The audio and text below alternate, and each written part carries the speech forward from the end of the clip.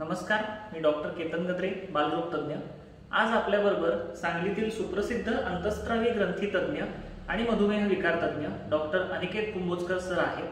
त्यांच्याबरोबर आपण पहिल्या पार्टमध्ये थायरॉइड ग्रंथीचे शरीरातील कार्य काय, ती एक्झॅक्टली तिच्यातून कोणकोणते घटक तयार होतात आणि ते घटक तयार होण्यासाठी लहान बाळास कोणकोणत्या गोष्टींची आवश्यकता असते याविषयी माहिती घेतली होती। या सेकंड पार्टमध्ये देखील आपण थायरॉइड ग्रंथीविषयी असलेले काही महत्त्वाचे क्वेश्चन सरांना विचारणार आहोत। तर वेलकम सर। आजचा पहिला क्वेश्चन असा की थायरॉइड ग्रंथीचे स्त्रीच्या दृष्टीने गरोदरपणासाठी किंवा गर्भ राहण्यासाठी एक्झॅक्टली काय महत्त्व आहे? करेक्ट। तर थायरॉइड जसं बाकीच्या ओव्हरऑल बॉडी डेव्हलपमेंट आणि मेटाबॉलिझमसाठी आवश्यक आहे, तसं त्याचं इम्पॉर्टन्स ॲक्च्युली प्रेग्नन्सीमध्ये अजून जास्त आहे।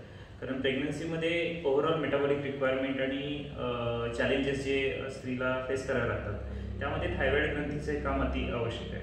आणि त्याच्याचबरोबर जो राहिलेला गर्भ आहे त्या मेंदूचा विकास होण्यासाठी सुद्धा आईच्या रक्तातील थायरॉइडचं प्रमाण नॉर्मल असणं फार गरजेचं आहे। आणि भरपूर वेळा असं बघतो आपण की बाळ राहत नाही आहे किंवा लग्न झालं तरी 5-10 वर्ष झाली राहत नाही आहे, आणि बेसिक थायरॉइडचं जर डिफेक्ट असेल तर हे इन्फर्टिलिटी आणि वंध्यत्व हे पण प्रॉब्लेम होऊ शकतात। आणि इनफॅक्ट कधी कधी गर्भ राहिला तरी तो लवकर खाली होणं, अबॉर्शन्स होणं, हे सुद्धा थायरॉइडची कमतरता जर स्त्रीमध्ये असेल तर ते होऊ शकते। ओके, व्यवस्थित समजा जर थायरॉइडचं प्रमाण जर असेल तर बाळाची वाढ नॉर्मली होतेच, हे तुम्ही मागच्या पार्टमध्ये सांगितलेलं होतं।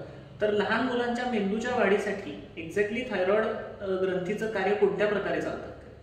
तर आपण जर बघितलं ना तर मेंदूचा विकास हा बाळ जन्माला आल्यानंतर पुढे होतो। म्हणजे जरी बाळ जन्माला आल्यावर आपल्याला बाळाचे डोळे, कान, नाक हे सगळं पूर्ण डेव्हलप झालेलं दिसत असतं, तरी त्याच्यासाठी जे स्टिम्युलस असतं ते बाळ बाहेर आल्यानंतर जास्त प्रमाणात त्याला मिळतं, आणि त्यानुसार मेंदूची वाढ आणि ओव्हरऑल डेव्हलपमेंट आणि कोऑर्डिनेशन आणि मायलिनेशन हे जे महत्त्वाचे पार्ट्स आहेत ते होत असतात। आता सिंपल विचार केला तर बाळ ज्यावेळी जन्माला आलं असतं त्यावेळी ते रडणं सोडून दुसरी कुठलीच ऍक्टिव्हिटी करू शकत नाही, आणि तेच बाळ ज्यावेळी 3 वर्षाचं होतं त्यावेळी बोलणं, चालणं, गाणं म्हणणं, म्युझिक ऐकणं, रिस्पॉन्ड करणं, स्टोरी सांगणं, अशा वेगवेगळ्या इंटेलेक्च्युअल गोष्टी करू शकतं।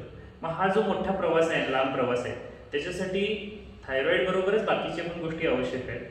पण बाकी सगळे न्यूट्रिएंट्स नॉर्मल असून सुद्धा जर थायरॉइड कमी पडलं या 2-3 वर्षाच्या महत्त्वाच्या फेजमध्ये, तर मात्र मेंदूच्या विकासावर त्याचा प्रॉब्लेम होतो।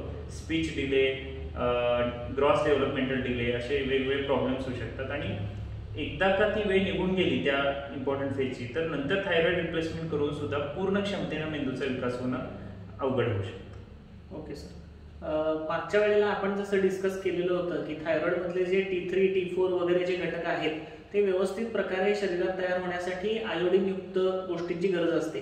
गव्हर्नमेंट ज्या तुम्हाला आयोडीन युक्त म्हणजे मिठाच्या वगैरे जाहिराती दाखवतो, त्याच्यामध्ये व्हिडिओमध्ये बऱ्याच वेळेला असं गालाच्या खाली मोठाच्या मोठा सूज आलेले वगैरे, म्हणजे थोडक्यात गलगंड असलेले फोटो आपल्याला दाखवले जातात। एखादे दुसरे पेशंट तुम्ही ओपीडीत अशा प्रकारे बघतही असाल, त्यावेळेला कदाचित तुम्हाला हाही प्रश्न विचारला जात असेल की डॉक्टर साहेब एवढी मोठी त्याच्या मानेमध्ये गाठ आहे, तर ती गाठ फक्त औषध गोळ्यांनी बरी होऊ शकते का? एवढी मोठी गाठ आहे म्हटल्यावर ती औषध गोळ्यांनी बरी न होता त्यासाठी ऑपरेशन करायची गरज भासू शकते। या संदर्भात तुमचं मत काय?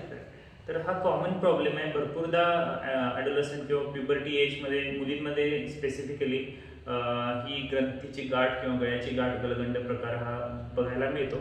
पण आजकाल तो आयोडीन डिफिशियन्सीपेक्षा, कारण आयोडीन डिफिशियन्सी आता वाईल्ड कव्हरेजमुळे कमी झाली, दुसरे कारण जसं ऑटोइम्युन थायरॉइडायटिस किंवा थायरॉइडला सूज येणं वेगवेगळ्या कारणांमुळे, त्यामुळे ती सूज आलेली असते।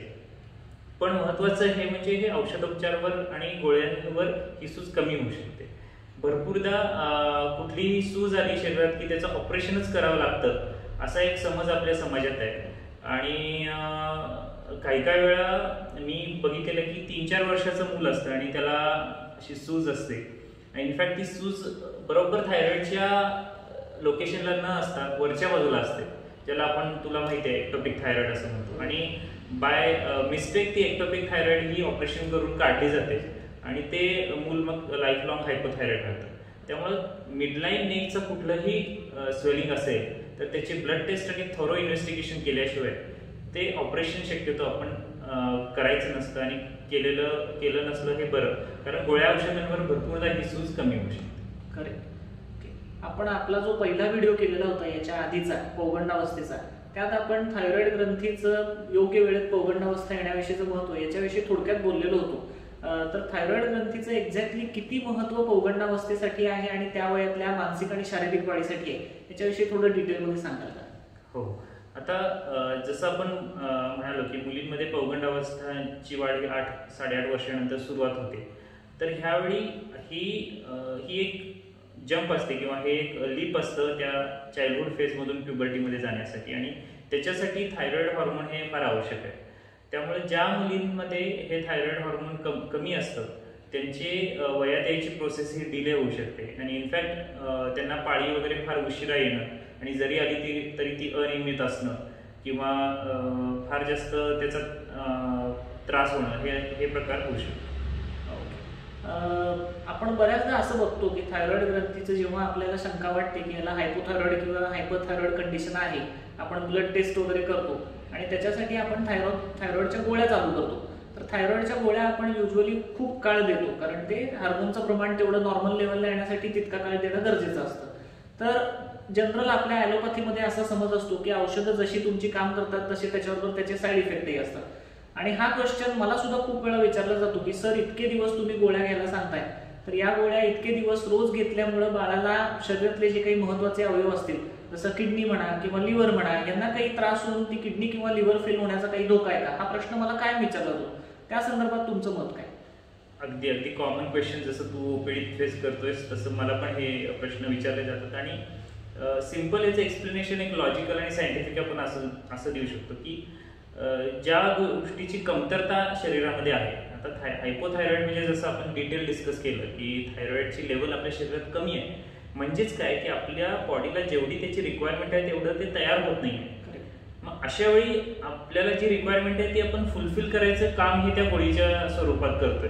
So basically it is not medication किंवा it is not pharmacological therapy, it is a replacement therapy. म्हणजे जे शरीरात कमी पडतंय ते आपण रिप्लेस करायचा प्रयत्न करतोय.